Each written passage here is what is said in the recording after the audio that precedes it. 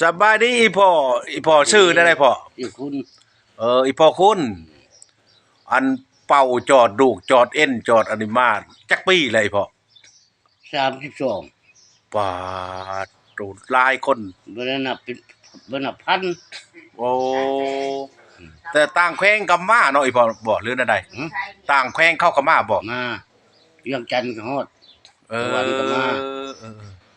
แถวมันโอ้ยมันท่วมหมดแล้วท่วมหมดแล้วโดยน้องบุ๊กน้องบิ๊กมื้อนี้สวรรค์เวียงจันทน์มาหมดเนาะพ่อเนาะมาแล้วโอ้อีพ่อเป่าจอดดูกจอดเอ็นนี่บ่เราดูตัวเองนี่แหละได้หมดเอทั้งเจ็บอหัวเจ็บหางเจ็บเปียงเอยังได้โดยบ่เป็นแต่คนเฮ็ดคนร้องบ่ได้นั่นเออโดย30กว่าปีเลยพอปัวมานี่เนาะ32โดยโอ้จอดดูจอดเอ็นเอออายุอีพ่อจักปีเลยพ่อ94 94ปาตุบ้านไปยังนี่พ่อพะยุบ่เลยบ้านอีพ่ออยู่คู่มื้อนี่นะประจำย่างเบิ่งย่างบึงขับขี่ไก่เจ้าโดยเมืองท่าแขกเด้อเนาะพ่อแขกแขวงคำม่วนปาอีพ่อ90กว่าปีแหละโดยปัวมาลายเลยเนาะพ่อเนาะบ้านนี้เล่มค่ายพายเรือได้ออีพ่อเอาในใดนำเขาเจ้าลูกหลานมาเป็นปัวขาหักเราตามมันฮีดคลองเออตะกี้แล้วก็69โดยเดี๋ยวนี้เลยครับจะถูกพ่อแม่ครูบาอาจารย์เนี่ย1,000 บาทแขนหักขาหักแขนหัก1,000 บาทโอ้จังมันมีเท่าใดก็ทุกได้อยู่นั่นโดยบ่ขึ้นบ่เกินบ่หลุดโดยโอ้บัดนี้แหละเขาก็มาเป่ามาปั่วน้ำลายแล้วเนาะพ่อเนาะมือบ่แพ้แต่ละมือผู้เฒ่าผู้โทเนาะมีแก่ก็มีย่างบ่เป็นก็มีโดยบัดนี้แหละผู้เฒ่าผู้โทเขาบ่อยากปาดอยากเจาะอันซีนนั่งนั่นโป่งนั่นหุ่มเขาก็มาเป่าได้พ่อนั่นเนาะว่าคันแนวใส่ติ่งบ่หรือว่าอันนั้นบ่ได้บ่แล้วคือสมมุติว่าแข่งฮักทหารเขาบ่อยากตัดบ่อยากตัดบ่ต้องเฮ็ดจังนั้นต่างแขวงก็มาแบบว่ารถตั้มตกกงไม้กกตอกตกอันนี้แล้วก็มาเป่ามาจอดนำอีพ่อเนาะเส้นเอ็นนี่ได้ได้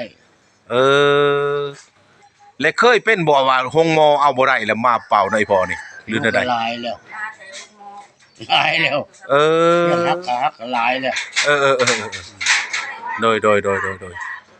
บัดนี้แหละอันนั้นผู้เฒ่าผู้โทล้มน้ำเพื่อนน้ำซ่านแค้นคนแค้นเก่นเอ็นพริกเอ็นหยังก็ได้เนาะมาเป่าปัวได้บ่ยากโดยแฮงบ่ยากเนาะโดยแฮงสบายโดยเอานายบ้านก็มานั่งพี่แล้วบ้านนายบ้านก็ได้มาพี่นะมาพังน้ำกันนี่เพิ่นเว้านี่โอ้เนาะก็ดีแล้วอีพ่อไอ้โพดพายมนุษย์มาหน้าโพดมาหลายปีแล้วเนาะพ่อเนาะ32แล้วปาต้นชื่อเชียงเลี้ยงน้ำแต่เวียงจันทน์สวรรค์ก็มาเนาะผู้หั่งผู้มีผู้ทุกข์ผู้ยากก็มาเนาะเจ้าลงเจ้าเขียนก็ยังมาโดยขมวนเฮานี่โดยตาวินหุ้งเรื่องอันนี้โดยหน่วยนึงเป็นแชมป์หน่วยกี่หน่วยนี่เพิ่นอันใดเดี๋ยวนี้เช้าแล้วแน่มาป้วนให้อีพ่อนี่บ่เอาเป้าต้าก็ได้บัดนี้โอ้โดยเอ้านี่จ้ะดีแล้วก็ดีโดยอันนี้แหละลูกก็มา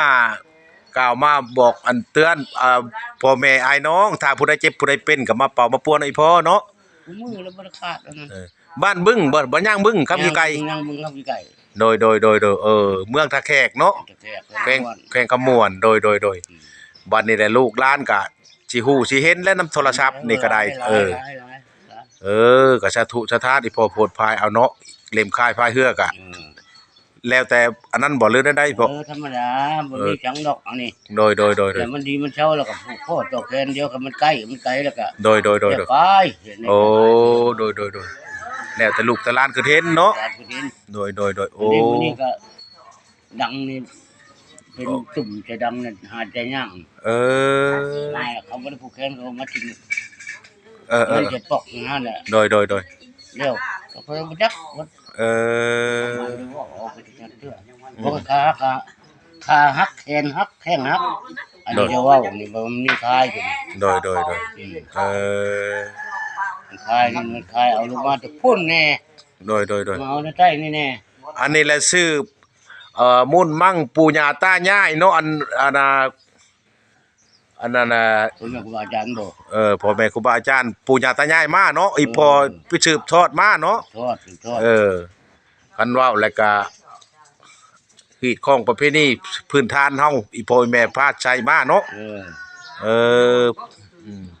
ภูมิปัญญาชาวบ้านว่าซะปู่ฮ่านเฮาตะกี้เนาะอีพ่อเนาะโดยปัวลูกปัวหลานผู้เจ็บผู้เป็นผู้ทุกข์ผู้ยากแม่นบ่ เจ็บหัวนี่ก็